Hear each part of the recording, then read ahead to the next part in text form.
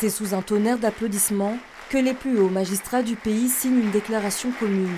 La salle, où se tient généralement des audiences de la cour d'appel, est désormais remplie de toges noires.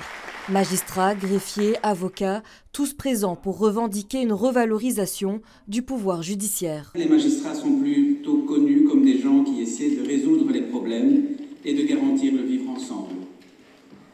Mais à un certain moment, les magistrats d'ordinaire discrets et portés à la réserve ont le devoir impérieux d'intervenir lorsqu'il s'agit de garantir l'indépendance de la justice. Le manque de financement est au cœur de la déclaration.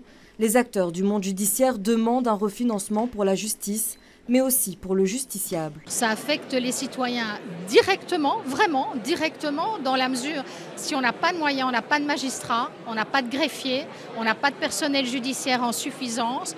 Et donc, soit on ferme des chambres, soit on place leurs dossiers, leurs litiges, leurs affaires sur des listes d'attente sans date. On est pris par une logique budgétaire qui étouffe tout, et particulièrement la justice. Si on commence à demander aux magistrats de prouver ce que rapporte chaque euro investi, on est dans une mentalité qui n'est pas celle de la valeur du juste, mais on est dans une mentalité purement économique. Autre point de cette déclaration, la reconnaissance du pouvoir judiciaire en tant que pilier de l'état de droit. Ils craignent qu'il n'y ait plus d'avenir pour l'état de droit dans ce pays et donc pour nos enfants.